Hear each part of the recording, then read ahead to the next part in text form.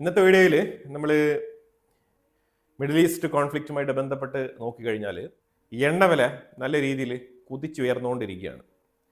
പാകിസ്ഥാനിലൊക്കെ ഏതാണ്ട് 450 രൂപയാണ് 1 ലിറ്റർ എണ്ണയുടെ വില. 80 രൂപ ഡിസ്കൗണ്ട് ചെയ്തിട്ട് ഏതാണ്ട് 378 രൂപയാണ് 1 ലിറ്റർ ഫ്യൂവലിന് കൊടുക്കേണ്ടത്. ഇന്ത്യയെ സംബന്ധിച്ചിടത്തോളം നമ്മൾ ഈ ഒരു അവസ്ഥയിലെങ്കിലും മുന്നോട്ട് പോകുന്നതിൽ സന്തോഷം.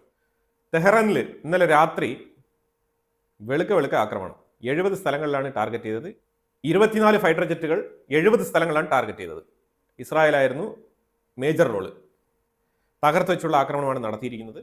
പ്രധാനപ്പെട്ട ലൊക്കേഷനുകളെല്ലാം തന്നെ ടാർഗറ്റ് ചെയ്തിട്ടുണ്ട്. അതേപോലെ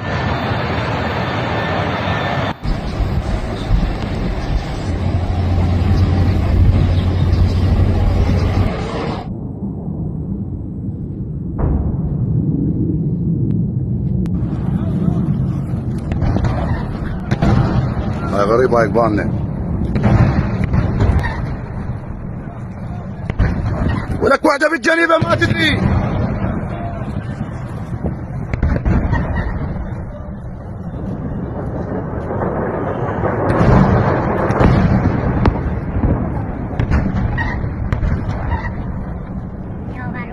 عنا يجي هاي هسه تطلع اللمبة هذا مقر هنا انا يوميا ضوء عليه.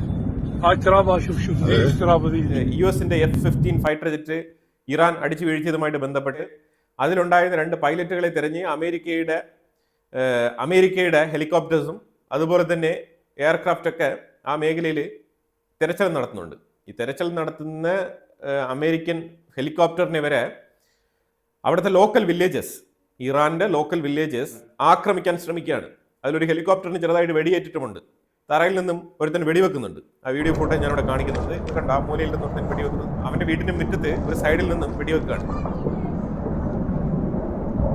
ഇവരൊക്കെ പോലീസല്ല, ശരിക്കും പറഞ്ഞാൽ ഇവരൊക്കെ IRGC അനുകൂലിക്കുന്ന ആൾക്കാരാണെന്ന് വേണമെങ്കിൽ പറയാം. യുദ്ധത്തിനെ കുറിച്ചുള്ള അവയർനെസ് ഉള്ളത് കൊണ്ടാണല്ലോ ഇവരിങ്ങനെ വെടിവെക്കുന്നത്. ഹെലികോപ്റ്റർ തിരച്ചിൽ നടത്താൻ പോകുന്നത് സഡൻലി ആയിരിക്കും പോകുന്നത്. ആ ഏരിയയിൽ ഹെലികോപ്റ്റർ നല്ല സ്പീഡിലായിരിക്കും വരുന്നത്. അപ്പോൾ അത് ഹെലികോപ്റ്റർ ആയിക്കോട്ടെ എയർക്രാഫ്റ്റ് ആയിക്കോട്ടെ വളരെ ഫാസ്റ്റ് ആയിട്ടായിരിക്കും അത് സഞ്ചരിക്കുന്നത്. ഇതിനെക്കുറിച്ച് ഒരു മുൻകരുതലുകളൊന്നും എടുക്കാൻ പറ്റത്തില്ല. ഈ സമയത്ത് ഈ ഭാഗത്ത് അമേരിക്കൻ ഹെലികോപ്റ്റർ വരും, നമ്മൾ അതിനെ വെടിവെച്ച് വീഴ്ത്തിയേക്കാം എന്നുള്ള തരത്തിലുള്ള വെടിവെപ്പൊന്നുമല്ല ഇത്. അതായത് ഇവരുടെ വീട്ടിൽ വയർലെസ് സെറ്റ് വെച്ചുകൊണ്ട് കമ്മ്യൂണിക്കേറ്റ് ചെയ്തുകൊണ്ടിരിക്കുന്ന വ്യക്തികളുമല്ല. സാധാരണക്കാരായിട്ടുള്ള വില്ലേജസിന്റെ കൈകളിൽ ഇതേപോലത്തെ തോക്കുകൾ ഉണ്ട് എന്നുള്ളതാണ് നമ്മളെ ഞെട്ടിപ്പിക്കുന്നത്. പ്രത്യക്ഷത്തിൽ ഇത് ഇറാൻ തന്നെയാണോ എന്ന് നമുക്ക് തോന്നിപ്പോവും. ഇത് വല്ല അഫ്ഗാനിസ്ഥാനോ യമനോ വല്ലമാണോ എന്ന് തോന്നിപ്പോവും.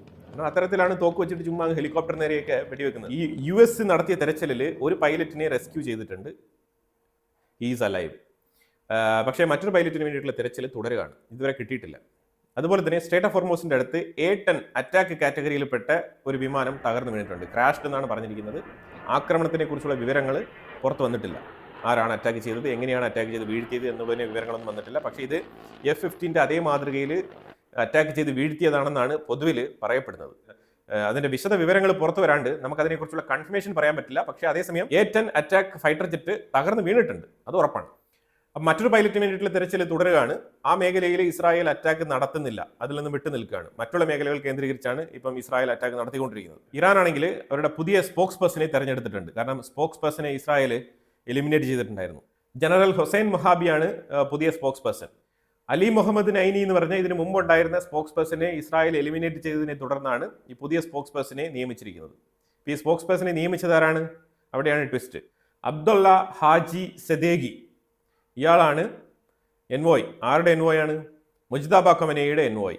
പുതിയ സുപ്രീം ലീഡറിന്റെ എൻവോയ് ആയിട്ടുള്ള അബ്ദുള്ള ഹാജി സദേഗി എന്ന് പറഞ്ഞ വ്യക്തിയാണ് ഈ പുതിയ സ്പോക്സ് പേഴ്സണെ നിയമിച്ചിരിക്കുന്നത്. ഇതിനകത്ത് ഈ അബ്ദുള്ള ഹാജി സദേഗി ആണോ ഇനി പുതിയ സുപ്രീം ലീഡർ എന്ന് വരെ നമുക്കറിയില്ല. കാരണം മുജ്തബ ഖമനയെ ഇതുവരെ പുറത്ത് കാണാനില്ലല്ലോ. ഒരുപക്ഷെ രഹസ്യമായിട്ട് ബങ്കർ ഹോസ്പിറ്റലിൽ സുരക്ഷിതമായി പാർപ്പിച്ചിട്ടുണ്ടാവാം. കാരണം പുറത്തു കൊണ്ടുവന്നാൽ ഇൻഫർമേഷൻ ലീക്ക് ആയി കഴിഞ്ഞാൽ ഏത് വിധേനയും ഇസ്രായേൽ മുജ്തബ ഖമനയെ എലിമിനേറ്റ് ചെയ്യാൻ ശ്രമിക്കും. ഇപ്പോഴും അത് ശ്രമിച്ചുകൊണ്ട് തന്നെയാണ് ഇരിക്കുന്നത്.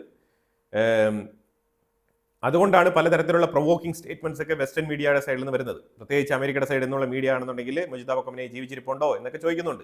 അതിന് പ്രധാനപ്പെട്ട കാരണം എന്താണ്? കാരണം വേറെ ഒന്നുമില്ല, ജീവിച്ചിരിപ്പുണ്ടെങ്കിൽ ഈ പ്രൊവോക്കേഷനിലെങ്കിലും പുള്ളിക്കാരൻ പുറത്തു വരണം, എന്നിട്ട് ലൊക്കേറ്റ് ചെയ്തിട്ട് പുള്ളിയെ എലിമിനേറ്റ് ചെയ്യണം. അത് തന്നെയാണ് തീരുമാനം. വേറെന്ത്? ഇറാനിലെ പാർലമെന്റ് സ്പീക്കർ ആയിട്ടുള്ള ഗാലിബാഫ് പുതിയൊരു സ്റ്റേറ്റ്മെന്റ് പുറത്തിറക്കിയിട്ടുണ്ട്. ഇന്നലെ ട്രംപ് കൺഫേം ചെയ്തിട്ടുണ്ടായിരുന്നു. എന്താണ്? ഗാലിബാഫുമായിട്ടാണ് ഞാൻ ചർച്ച നടത്തിയത്, അതായത് അമേരിക്കയുടെ ടീമുകൾ ഗാലിബാഫുമായിട്ടാണ് നെഗോഷിയേഷൻ ചെയ്തത് എന്നുള്ള ഒരു കൺഫർമേഷൻ ട്രംപിന്റെ സൈഡിൽ നിന്നും പറഞ്ഞിട്ടുണ്ടായിരുന്നു. അതിനെ തുടർന്ന് ഇപ്പൊ ഗാലിബാഫ് ആണെന്നുണ്ടെങ്കിൽ ബാബൽ മന്ദേബിൽ ഇവിടെ റെഡ് സീയുടെ ഭാഗത്തും ഞങ്ങൾ എക്സ്റ്റെൻഡ് ചെയ്യാൻ പോവുകയാണ്, ആ റൂട്ടും ഞങ്ങൾ ടൈറ്റൻ ചെയ്യാൻ പോകുന്നു എന്നുള്ള പുതിയ പ്രഖ്യാപനം ഗാലിബാഫ് പറഞ്ഞിട്ടുണ്ട്. അത് ഹൂത്തികളെ രംഗത്തിറക്കാണ്. ട്രംപ് വീണ്ടും ഒരു സ്റ്റേറ്റ്മെന്റ് പറഞ്ഞിരിക്കുന്നത് F-15 പോലത്തെ ഫൈറ്റർ ജെറ്റുകളെ വെടിവെച്ചിട്ടത് കൊണ്ട് ഇറാനുമായിട്ടുള്ള ചർച്ചയ്ക്ക് തടസ്സമൊന്നുമില്ല, നെഗോസിയേഷൻ നമുക്ക് തുടരാം എന്ന് ട്രംപ് പറഞ്ഞിട്ടുണ്ട്.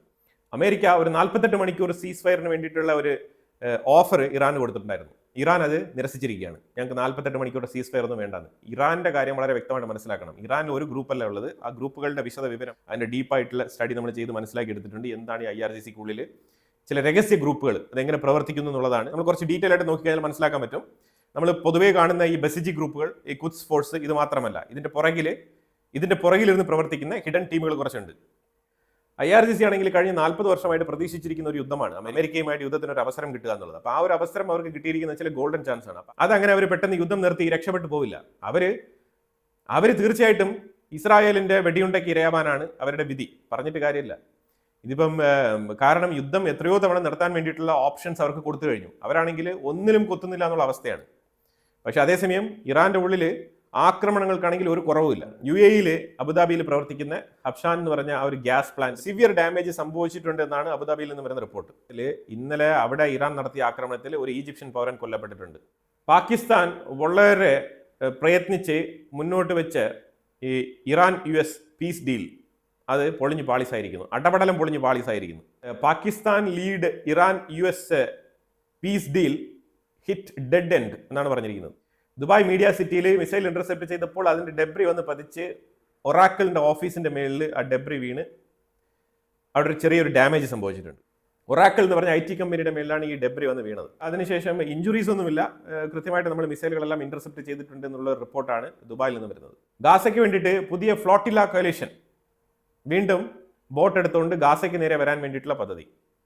അതായത് 450 ബോട്ടുകളുമായിട്ട് 1000 പേര് അടങ്ങുന്ന ഒരു സംഘം അവരാണ് പുതിയ പ്ലാൻ ഒരുക്കിയിരിക്കുന്നത്. കാരണം ഇവർ വീണ്ടും ഫ്രീ പാലസ്തീൻ ടീമുകൾ രംഗത്തിറങ്ങാണ്. ഞാൻ ആലോചിക്കുന്നത് ഇവർക്കൊന്നും വരെ ഒരു പണിയില്ല എന്നുള്ളതാണ്. ഇമ്മാനുവൽ മാക്രോൺ പറഞ്ഞിരിക്കുന്നത് ഈ സ്ട്രേറ്റ് ഓഫ് ഹോർമോസിൽ നമ്മൾ ഫോഴ്സുമായിട്ട് പോയിട്ട് ഒരു കാര്യമില്ല, അത് പ്രായോഗികമായിട്ട് നടപ്പിലാകുന്ന പദ്ധതിയല്ല. ഇന്നലെ തന്നെ ബഹ്റൈൻ സ്ട്രേറ്റ് ഓഫ് ഹോർമോസുമായിട്ട് ബന്ധപ്പെട്ട് UN അപ്രോച്ച് ചെയ്തിട്ടുണ്ട്. പക്ഷെ അതൊന്നും നടക്കാൻ പോകുന്നില്ല. കാരണം ഇതിനകത്ത് ഒരു അമിക്കബിൾ സൊല്യൂഷനാണ് വേണ്ടത്. അത് ഇറാനുമായിട്ട് സംസാരിച്ച് മാത്രമേ അതിലൊരു തീരുമാനം ഉണ്ടാക്കാൻ പറ്റൂ എന്നുള്ളതാണ് ഫ്രാൻസിന്റെ നിലപാട്. ഈ നിലപാട് മാക്രോൺ എടുത്തു. കാരണം എന്താണ്? ഒരു ഫ്രഞ്ച് ചരക്ക് കപ്പലിനുള്ള എൻട്രി ഇന്നലെ IRGC ഹോർമോസിലൂടെ പാസ്സാക്കിയിട്ടുണ്ട്.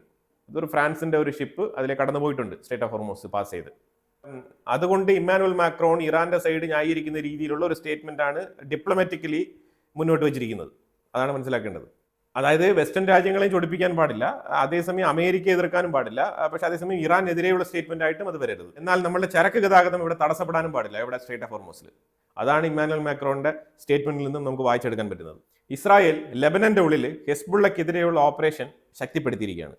പ്രധാനമായിട്ട് ലെബനന്റെ ഉള്ളിൽ ബെയ്റൂത്തിലൊക്കെ ഇന്നലെ നല്ല രീതിയിലുള്ള തിരച്ചിലും അതുപോലെ തന്നെ ആക്രമണങ്ങളുമാണ് ഇസ്രായേൽ കാഴ്ചവെച്ചിരിക്കുന്നത്.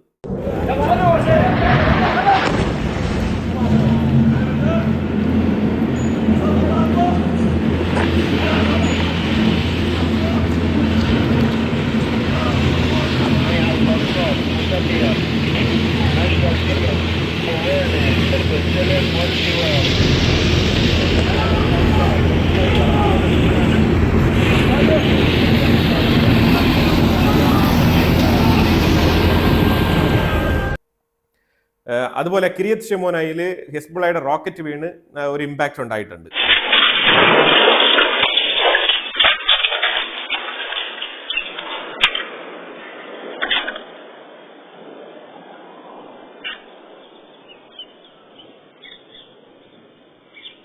ആർക്കും ജീവൻ നഷ്ടപ്പെട്ടിട്ടില്ല, പക്ഷേ ഇൻഫ്രാസ്ട്രക്ചർ ഡാമേജ്. പിന്നെ എൻ്റെ പുറകിൽ ഞാൻ വെച്ചിരിക്കുന്ന ഇമേജ്, എൻ്റെ ബാക്കിൽ ഞാൻ വെച്ചിരിക്കുന്ന ഇമേജ് എന്ന് പറയുന്നത്, ഇത് 2 ദിവസങ്ങൾക്ക് മുമ്പ് നാസ വിക്ഷേപിച്ച ആർട്ടിമിസ് 2 നിന്നും സ്പേസിൽ നിന്നും ആർട്ടിമിസ് 2 പകർത്തിയ ഭൂമിയുടെ ഇമേജാണ്. വളരെ ക്ലിയർ ആയിട്ടുള്ളൊരു ഇമേജ്. ആ ഇമേജാണ് ഞാനിവിടെ ബാക്കിൽ കാണിച്ചിരിക്കുന്നത്. ഇസ്രായേൽ തെഹ്റാന്റെ ഉള്ളിൽ 70 ഏരിയകളാണ് ഇന്നലെ അറ്റാക്ക് നടത്തിയത്. വിവിധ സ്ഥലങ്ങൾ കേന്ദ്രീകരിച്ചുള്ള ആക്രമണങ്ങൾ ശക്തമായി തുടരുകയാണ് ഇറാന്റെ ഉള്ളിൽ. സിറിയയിൽ നിന്നും ഇസ്രായേലിലേക്കുള്ള ബോർഡറിന്റെ അടുത്ത് കുറച്ച് ജിഹാദികൾ വന്ന് നിന്നുകൊണ്ട് ഭയങ്കരമായിട്ടുള്ള പ്രതിഷേധം അവിടെ ഓട്ടം തുള്ളൽ നടത്തുകയാണ്. തുള്ളി അവർക്ക് ഇപ്പോൾ ഇസ്രായേലിന്റെ ഉള്ളിലേക്ക് കടന്നു കയറണം. അതാണ് അവരുടെ പ്രധാനപ്പെട്ട പ്രശ്നം. അവിടെ ഒരു ചെക്ക് പോസ്റ്റ് ഇപ്പം പുതുതായിട്ട് സിറിയൻ ഗവൺമെന്റ് സ്ഥാപിച്ചിട്ടുണ്ട്. അഹമ്മദ് അൽ ഷറയുടെ ഗവൺമെന്റാണ് സ്ഥാപിച്ചിരിക്കുന്നത്. ഇസ്രായേലിന്റെ ഉള്ളിലേക്ക് കടന്നു കയറരുത്, കടന്നു കയറി കഴിഞ്ഞാൽ താറുമാറായിട്ടുള്ള ആക്രമണങ്ങൾ സിറിയ ഉണ്ടാവില്ല, പിന്നെ തൂത്തുപറക്കി കളയും ഇസ്രായേൽ. ഓൾറെഡി തന്നെ സിറിയയുടെ കംപ്ലീറ്റ് ഡിഫൻസ് സാമഗ്രികളെല്ലാം അടിച്ചൊതുക്കി മൂലയ്ക്ക് അങ്ങ് മാറ്റി വെച്ചിരിക്കുകയാണ്. അപ്പോൾ ആ സാഹചര്യത്തിൽ ഇപ്പോൾ വീണ്ടും ഇസ്രായേലിനെ തോണ്ടാൻ പോയി കഴിഞ്ഞാൽ ഈ തുള്ളിക്കൊണ്ട് നിൽക്കുന്നവരാരാണ്? ഇവൻ തീവ്ര ഐസിസ്. ഇവൻ അങ്ങോട്ട് കയറിപ്പോകുന്നതിനാണ് ഇവന്റെ ദീൻ നടപ്പിലാക്കാനും. ഇവൻ ഇസ്രായേലിന്റെ കയ്യിൽ നിന്ന് ഒരു ഉണ്ട വാങ്ങിച്ച് ഇവൻ അവിടെ മലർന്നു വീണ് കഴിഞ്ഞാലോ ഇവന് സ്വർഗം കിട്ടും എന്നുള്ളതാണ് ഇവന്റെ വിശ്വാസം. അതിനനുസരിച്ചിട്ട് ഒന്നെങ്കിൽ ഇവൻ രണ്ടുപേരെ വെടിവെച്ച് വീഴ്ത്തുക, ഇല്ലെങ്കിൽ ഇവൻ സ്വയം അവിടെ പോയിട്ട് പൊട്ടിത്തെറിക്കുക, അല്ലെങ്കിൽ വെടിയുണ്ടാക്കി ഇരയാവുക. ഇത്തരത്തിലുള്ള കോൺസെപ്റ്റിലാണ് ഇസ്രായേലിന്റെ ഉള്ളിലേക്ക് കടന്നു കയറാൻ വേണ്ടിയിട്ടിരിക്കും ഈ ഓട്ടം തുള്ളൽ നടത്തിക്കൊണ്ടിരിക്കുന്നത് ഈ ബോർഡറിൽ നിന്ന്. യുവമാരെ തടഞ്ഞു നിർത്തുക എന്നുള്ളതാണ് ഇപ്പം സിറിയയുടെ പുതിയ വെല്ലുവിളിയായിട്ട് വന്നിരിക്കുന്നത്. അവിടെ ശരിക്കും ഈ ബോർഡറിൽ കൊനഡ്രയ്ക്ക് താഴെ അൽസുവൈദ മേഖലയിൽ അവിടെ IDF സോൾജേഴ്സ് ഉണ്ട്. ഈ കാണിച്ച് അവരടുത്ത് സിറിയ ജസ്റ്റ് ഒന്ന് ഇൻഫോം ചെയ്താൽ മതി, അവർ നോക്കിക്കോളും ബാക്കി കാര്യം. ഇതിങ്ങനെ 2-3 ദിവസം ഇങ്ങനെ തുള്ളിക്കൊണ്ടിരുന്നാൽ ഇസ്രായേൽ അവിടെ തന്നെ ഒരു എയർ സ്ട്രൈക്ക് അങ്ങ് നടത്തും. അതോടെ പിന്നെ തുള്ളലൊക്കെ നിൽക്കും. ഇതാണ് സാഹചര്യം. ഇനിയിപ്പോൾ നമ്മൾ ഇറാന്റെ ആ ഒരു സ്റ്റെപ്പ് ബൈ സ്റ്റെപ്പ് ആയിട്ടുള്ള ഹിഡൻ ഗ്രൂപ്പുകൾ അവരെ കുറിച്ച് നോക്കാം. അൺഓർഗനൈസ്ഡ് ആയിട്ടുള്ള ഹിഡൻ ഗ്രൂപ്പുകൾ ഞാനിപ്പോൾ ഈ വീഡിയോയിൽ കാണിച്ചില്ലേ, ഒരുത്തൻ വീട്ടിന്റെ മുറ്റത്തിരുന്ന് തോക്കെടുത്ത് ഹെലികോപ്റ്ററിനെ വെടിവെക്കുന്നത്, അമേരിക്കൻ ഹെലികോപ്റ്ററിനെ. ഇതൊക്കെ അവിടെ സംഭവിക്കുന്നുണ്ടെങ്കിൽ ഇവരൊക്കെ കമ്മ്യൂണിക്കേറ്റ് ചെയ്യുന്നുണ്ട്, ഇവർ ഹിഡൻ ആയിട്ട് കമ്മ്യൂണിക്കേറ്റ് ചെയ്യുന്നുണ്ട്, ഇവർക്കൊക്കെ ചില ലാംഗ്വേജുകളുണ്ട്. ഇറാന്റെ അൺസീൻ കമാൻഡോസ് എന്നാണ് ഇവർ അറിയപ്പെടുന്നത്, അത് പുറത്തറിയപ്പെടാത്ത കമാൻഡോസ്. ഞാൻ ഈ വീഡിയോ കണ്ടിട്ട് ഇങ്ങനെ ഒരുത്തൻ ഇങ്ങനെ വീടിന്റെ മുറ്റത്ത് നിന്ന് ഒരു ഹെലികോപ്റ്ററിനെ വെടിവെക്കുന്നു എന്ന് പറഞ്ഞിട്ട് ആ ഒരു വിഷയത്തിലേക്ക് കുറച്ച് ഡീപ്പായിട്ട് പഠനങ്ങൾ നടത്തിയപ്പോഴത്തേക്കാണ് ഇറാന്റെ ഉള്ളിൽ ഇങ്ങനെയൊക്കെ സംവിധാനങ്ങൾ ഉണ്ട് എന്നുള്ളത് എനിക്ക് മനസ്സിലാക്കാൻ കഴിഞ്ഞത്. Misconception about the single elite group. പലരും വിചാരിക്കും ഒരു രാജ്യത്തിന് ഒരു ആർമി, ആ ആർമിക്കുള്ളിൽ പലതരത്തിലുള്ള ഡിഫറെന്റ് ക്ലാസിഫിക്കേഷൻ. അവര് ഒരു ആർമിയിൽ കണക്റ്റഡ് ആയിരിക്കും, പല ബ്രിഗേഡുകളായിട്ട് അവർ പിരിഞ്ഞ് പ്രവർത്തിക്കും എന്നൊക്കെ ആയിരിക്കും വിചാരിക്കുന്നത്. പക്ഷെ ഇത് അങ്ങനെയല്ല. ഇത് ശരിക്കും പറഞ്ഞാൽ ഡീസെൻട്രലൈസ്ഡ് മാതൃകയിൽ സെപ്പറേറ്റ് ആയിട്ട് പല ഗ്രൂപ്പുകൾ, സെക്ടേറിയൻ ഗ്രൂപ്പുകളായിട്ടാണ് ഇവർ പ്രവർത്തിക്കുന്നത്. പരമാവധി പുറത്തറിയപ്പെടുന്നത് ഖുദ്സ് ഫോഴ്സ് ആണ്. പലപ്പോഴും ഈ ഖുദ്സ് ഫോഴ്സ് എന്നൊക്കെ പറയുന്നത് മിസ്ലീഡിംഗ് ആണ്. പല സാഹചര്യങ്ങളിലും ഇവരായിരിക്കില്ല ഫസ്റ്റ് റെസ്പോണ്ട് ചെയ്യുന്ന ടാക്ടിക്കൽ റെസ്പോണ്ടേഴ്സ്. ഏതെങ്കിലും ആ രാജ്യത്ത് എമർജൻസി സിറ്റുവേഷൻ, ഒരു യുദ്ധം സംഭവിച്ചു കഴിഞ്ഞാൽ ഈ ഖുദ്സ് ഫോഴ്സ് അല്ല ഇമ്മീഡിയറ്റ് ആയിട്ട് റെസ്പോണ്ട് ചെയ്യുന്നത്. ഒരു ടാക്ടിക്കൽ ഗ്രൂപ്പ് മാത്രമാണ്. ലേയേർഡ് ആൻഡ് ഡിസ്ട്രിബ്യൂട്ടഡ് മിലിറ്ററി സ്ട്രക്ചറാണ് IRGC ഉള്ളത്. Build around multiple coordinated units ആണിത്, അല്ലാതെ ഒരു സിംഗിൾ എലൈറ്റ് ഗ്രൂപ്പ് അല്ല. ഇതൊരു സിംഗിൾ എലൈറ്റ് ഗ്രൂപ്പ് അല്ല. നമ്മൾ IRGC എന്ന് പറയുമ്പോഴത്തേക്ക് അത് ഒരു സിംഗിൾ എലൈറ്റ് ഗ്രൂപ്പ് അല്ല. അതാണ് മനസ്സിലാക്കേണ്ടത്. എല്ലാ ഓപ്പറേഷനും ഇവർ ഫങ്ഷണൽ ആയിട്ടാണ് തീരുമാനിക്കുന്നത്, അല്ലാതെ ഒരു സിംഗിൾ ഓപ്പറേഷൻ എന്നുള്ള നിലയിൽ ഇവർ ഒരു ഓപ്പറേഷൻ നടത്താറില്ല. ഡൈവേഴ്സിഫൈ ചെയ്താണ് നടത്തുന്നത്. അതിനുള്ള പ്രീ പ്ലാനും കമാൻഡും മുൻകൂട്ടി തന്നെ അവർ കൊടുത്തിട്ടുണ്ടാവും. അതാണ് മനസ്സിലാക്കേണ്ടത്. അത്ര പ്രീ പ്ലാൻഡ് ആയിട്ടാണ് അവർ ഈ കാര്യങ്ങൾ ചെയ്യുന്നത്. അതുകൊണ്ടാണ് ഈ മിസൈലുകളൊക്കെ ഇപ്പോഴും നോൺ സ്റ്റോപ്പ് ആയിട്ട് വന്നുകൊണ്ടിരിക്കുന്നത്. ഇപ്പൊ ഇതിനകത്ത് സബ്രെയിൻ യൂണിറ്റ് എന്ന് പറഞ്ഞിട്ട് ഒരു യൂണിറ്റ് ഉണ്ട്. അപ്പൊ ഈ സബ്രെയിൻ യൂണിറ്റിന്റെ റോൾ എന്താണ്? ഈ സബ്രെയിൻ യൂണിറ്റ് എന്ന് പറയുന്നത് അത് ജസ്റ്റ് ഒരു സിംഗിൾ യൂണിറ്റ് അല്ല, അതൊരു ഫോഴ്സ് ആണ്. ഫോഴ്സ് ആണെന്ന് പറഞ്ഞാൽ കാറ്റഗറൈസ് ചെയ്തിരിക്കുന്ന സ്പെഷ്യൽ ഫോഴ്സ് ആണ്. നമ്മൾ തന്നെ ഇപ്പം ഇത്ര നാളും IRGCയുമായിട്ട് ബന്ധപ്പെട്ട് പല വാർത്തകൾ നമ്മൾ ചെയ്തിട്ടുണ്ടാവും. ഇതിനകത്ത് സബ്രെയിൻ എന്ന് പറഞ്ഞ ഒരു സ്പെഷ്യൽ ഫോഴ്സ് അതിൻ്റെ ഉള്ളിലുണ്ട് എന്നുള്ളത് ഞാനിപ്പോഴാണ് എനിക്ക് മനസ്സിലാക്കാൻ പറ്റുന്നത്. അതുപോലെ തന്നെയായിരിക്കും നമ്മുടെ വാർത്ത കേട്ടുകൊണ്ടിരിക്കുന്ന പലർക്കും ഇതൊരു പുതിയ വാർത്തയായിരിക്കും. ഇവർ ട്രെയിൻഡ് ആണ്. എന്തിനു വേണ്ടി ട്രെയിൻഡ് ആണ്? റെയ്ഡുകൾ നടത്തുന്നതിൽ ട്രെയിൻഡ് ആണ്. പല ഹാർഡ് ടെറൈനുകളിൽ കയറി റെയ്ഡുകൾ നടത്തുന്നതിൽ ഇവർ ട്രെയിൻഡ് ആണ്. ഇവരൊക്കെയാണ് ഈ ഹിസ്ബുള്ളയ്ക്ക് ലെബനന്റെ ഉള്ളിലുള്ള ആ മൗണ്ടൻ ഏരിയയിലൊക്കെ എങ്ങനെ പ്രവർത്തിക്കണം എന്നതിനെക്കുറിച്ചുള്ള ട്രെയിനിങ് ഒക്കെ കൊടുക്കുന്നത്. ഹെലിബോൺ ഓപ്പറേഷൻസിലും ഇവർ വളരെ എഫിഷ്യൻ്റ് ആണ്, ഈ സബ്രെയിൻ സ്പെഷ്യൽ ഫോഴ്സ്. അതുപോലെ ഡിഫിക്കൽട്ട് ടെറൈൻ കോമ്പാറ്റ് അത് വളരെ മനോഹരമായിട്ട് ഇവർ ചെയ്യും. ഇപ്പോഴാണ് നമ്മൾ മനസ്സിലാക്കേണ്ടത് വീട്ടിന്റെ മുറ്റത്തിരുന്നൊക്കെ ഇവൻ തോക്കും വെച്ച് ഹെലികോപ്റ്ററിന് നേരെ വെടിവെക്കുന്ന ഈ രംഗം. ഇവരൊക്കെ ഈ ടീമിൽപ്പെട്ടതാണ്. അപ്പോൾ നിങ്ങൾക്ക് മനസ്സിലായല്ലോ ഈ ട്രൂപ്പ് എത്രമാത്രം ഡീപ്ലി പെനട്രേറ്റഡ് ആണ് ഇറാന്റെ ഉള്ളിൽ എന്നുള്ളത്. 1979 മുതൽ അവർ ഇറാനെ ഭരിച്ചുകൊണ്ടിരിക്കുകയാണ്. അപ്പൊ അത്രമാത്രം ഡീപ്ലി പെനട്രേറ്റഡ് ആണ്. അതാണ് മനസ്സിലാക്കേണ്ടത്. They are distributed across the region, not centralised. ഇത് വളരെ ഇമ്പോർട്ടൻ്റ് ആണ്. അവരൊരു സെൻട്രലൈസ്ഡ് ഓപ്പറേഷണൽ ഗ്രൂപ്പ് അല്ല.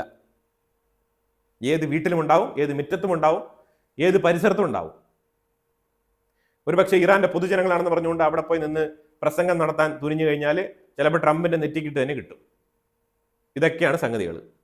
ഇവരിപ്പോൾ പ്രധാനമായിട്ടും ഇവരുടെ ടാസ്ക് എന്ന് പറഞ്ഞാൽ നോർത്ത് വെസ്റ്റ് ഇറാൻ, കുർദിഷുകളെ കേന്ദ്രീകരിച്ച് അവരെ തടഞ്ഞു നിർത്താൻ വേണ്ടിയിട്ട് അവർക്കെതിരെ കുഗ്രാമങ്ങളിൽ വരെ, വില്ലേജുകളിൽ വരെ ഇത്തരത്തിലുള്ള സബരീൻ ഫോഴ്സിനെ ക്രിയേറ്റ് ചെയ്ത് വെച്ചിട്ടുണ്ട് IRGC.